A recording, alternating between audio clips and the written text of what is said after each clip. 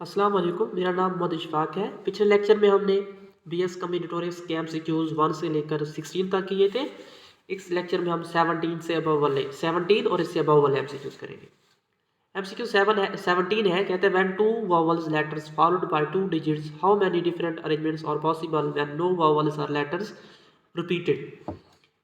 ठीक है, two vowels letters है फॉलोड बाय टू डिजिट्स। देखिए, दो वावल्स है और फॉलो टू डिजिट्स को कर रहे हैं।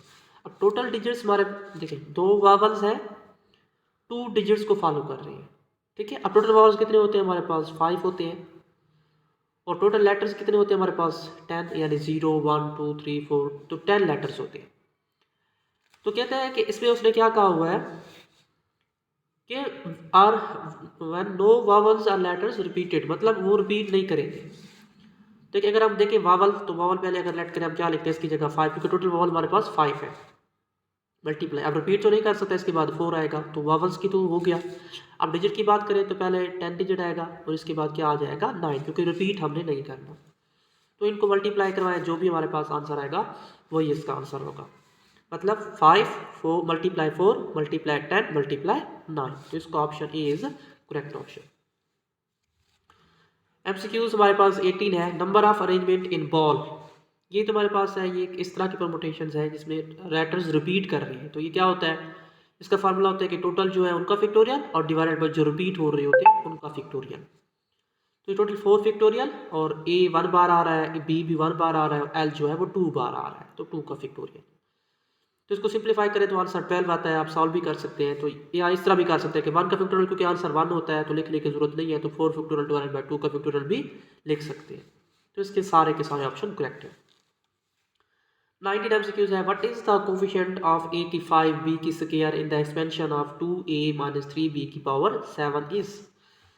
ठीक है, तो इसको सॉल्व करने के लिए हम क्या करते होते हैं, देखिए हमने क्या करना है, a की 5b का स्क्वायर इन द एक्सपेंशन। तो या तो इसमें आप क्या करो, 5 की यानी जो a का जो पावर है इसको यूज कर लो आपकी मर्जी, या यानी ये कम्बिनेशन में इस तरह लिखना है, या फिर आप इक्वल, या फिर b का जो पावर है उसको यूज कर लो। ऊपर तो क्योंकि 7 है तो 7 ही आएगा, तो ये दोनों आपस में इनका आंसर हमेशा सेम ही आता होता है। 5 कॉम्बिनेशन सी ले लो या 2 कॉम्बिनेशन सी ले लो, आप इनका आंसर हमेशा क्या आएगा, सेम आएगा। तो देखिए इसके हम क्या इनके जो a की 5b के स्क्वायर कोएफिशिएंट कैसे फाइंड करेंगे। तो हमारे पास जो गिवन है वो है, जो गिवन है वो है 2a माइनस 3b की पावर 7, और हमने कोएफिशिएंट किसके फाइंड करने हैं, a की 5 और b के स्क्वायर के। गिवन हमारे पास है 2a माइनस 3b की पावर 7, और कोएफिशिएंट फाइंड करना है a की 5 और b के स्क्वायर का। देखिए a की 5 है तो हम क्या कर लेते हैं, 5 कॉम्बिनेशन c। 2 कॉम्बिनेशन c लिखो आपकी मर्जी, 5 कॉम्बिनेशन c लिखो आपकी 5 कॉम्बिनेशन 7 लिखो आपकी मर्जी, 2 कॉम्बिनेशन 7 लिखो आपकी मर्जी। अब इसके बाद ये देखिए 2a आ रहा है, यानी a का जो कोफिशिएंट है वो 2a है, तो फिर 2 की पावर क्या आ जाएगी, देखो a के ऊपर 5 है तो 2 की पावर 5 और मल्टीप्लाई, b के ऊपर स्क्वायर है और b का कोफिशिएंट क्या है, माइनस का 3 है, तो यहाँ माइनस का 3 आएगा कोफिशिएंट, और उसकी पावर क्योंकि 2 है तो पावर क्या आ जाएगी 2। ठीक है, जब इसको हम सिंप्लीफाई करते हैं तो हमारे पास जो ऑप्शन आता होता है वो ए 6, यानी ए वाला ऑप्शन आ जाता होता है। आप सॉल्व करके भी देख सकते हैं। ठीक है, 20 MCQs है, 0 की n माइनस 1 की n प्लस 2 की n, तो इस तरह का जो हमारे पास कॉम्बिनेशन आ रहा होता है कि प्लस फिर माइनस, तो इनका जो आंसर आता होता है वो 0 आता होता है। सॉल्व करने के बाद इनका जो आंसर आता है वो 0 आता है। 21 है, 1 प्लस 2 प्लस n जार जारी प्लस n है, तो ये नेचुरल नंबर जो हमारे पास होते हैं उनका सम है, तो उनका सम जो होता है इक्वल होता है कि इसके 2 कॉम्बिनेशन n प्लस 1 या n into n plus 1 divided by 2, ये both option is correct. 22 MCQs है, formula for combination with repetition is. जब कॉम्बिनेशन में जब रिपीटेशन हो रही होती है तब जो फार्मूला यूज होता है वो option B is correct, r की power n plus r minus 1 होता है। ठीक है, तो ये वाला फार्मूला यूज होता है। अच्छा, इसके बाद हमारे पास है MCQs 23, every function is a relation. कहता है हर फंक्शन जो हमारे पास होता है वो एक रिलेशन होता है, तो ये ट्रू बात है। कहते हैं every relation is a function, ये भी ट्रू है। नो, हर रिलेशन फंक्शन नहीं हो सकता, लेकिन हर फंक्शन एक रिलेशन होता है। 25 MCQs है, कहता है if F of X is equal to X का स्क्वायर है हमारे पास and G of X is equal to X की 4, देन कंपोजिशन एफ जी यानी ये हमने फाइंड करना है एफ जी 3।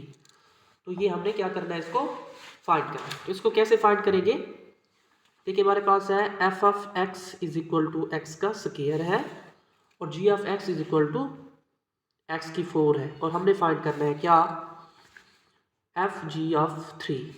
ठीक है, ये फाइंड करना है। तो ये कैसे फाइंड करेंगे, एफ ये आ जाएगा जी ऑफ 3। ठीक है, और ये इक्वल आ जाएगा किसके, अब हमें जी ऑफ 3 की वैल्यू चाहिए, किसकी वैल्यू चाहिए, जी ऑफ 3 की। तो आप निकालो जी ऑफ 3, यानी इसमें जी की जगह 3 पुट कर लो तो इक्वल टू, तो ये आ जाएगा 3 की 4। अब 3 की 4 कितना होता है, 27 और 81 होता है। ठीक है, 81 होता है। ठीक है, अब इस 81 को उठाओ एफ और ये 81 आ जाएगा।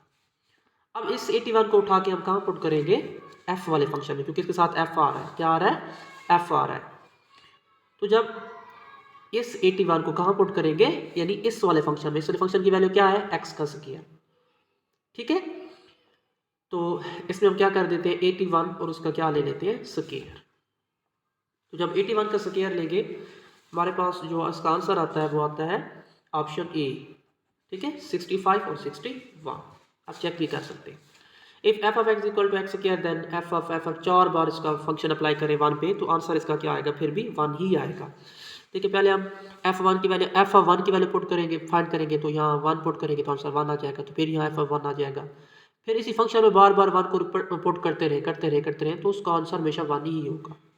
ठीक है, तो 27 है, कहते हैं if a is equal to set दिया हुआ, b इज इक्वल टू दिया हुआ, so when a 2a 3b is a function, ये ट्रू है। ठीक है, देखिए फर्स्ट एलिमेंट जो एलिमेंट है सारे के सारे मैप कर रहे हैं, कोई भी खाली नहीं बच रहा सेट ए में, और कोई भी फर्स्ट एलिमेंट रिपीट भी नहीं कर रहा है, तो इसका मतलब ये फंक्शन है 1b 2a 3a और 2 का b। तो देखिए फर्स्ट एलिमेंट रिपीट कर गया तो इसका मतलब डोमेन रिपीट कर गई, तो ये फंक्शन नहीं है, तो ये फॉल है। लेकिन वो कह रहा है कि फंक्शन है, तो ये फॉल है। 1a 2b कहते हैं इसी यानी इसी सेट को लेकर चल रहे हैं, कहते हैं 1a 2b is not a function, तो ये ट्रू है। ठीक है, क्यों, क्योंकि इसमें ना ये 3 तो मैप ही नहीं कर रहा, यानी इस सेट की बात कर रहे हैं। ठीक है, इन वाले सेट की बात कर रहे हैं, तो इसका मतलब ये फंक्शन नहीं होगा, तो ये ट्रू है। 30 MCQ है कि if a is equal to दिया हुआ है और b भी दिया हुआ है, तो कहता है ये जो मैपिंग है ये 1 1 फंक्शन की मैपिंग है, फंक्शन इज 1 1। तो ये ठीक है, तो ये देखिए हर एलिमेंट के लिए अलग अलग इमेज है, तो इसका मतलब ये फंक्शन 1 1 है, तो ये ट्रू बात है। ठीक है, और ये इनटू भी है, क्योंकि एक एलिमेंट खाली बच गया है बी में, तो ये इनटू भी है। तो बस उसने पूछा था कि ये 1 1 है, तो इसका मतलब ये ट्रू है। ठीक है, तो ये हमने इस लेक्चर में MCQs 16 और से लेकर 30 तक की है। ठीक है, तो नेक्स्ट लेक्चर में हम इंशाल्लाह आगे वाले MCQs करेंगे। अल्लाह हाफिज़।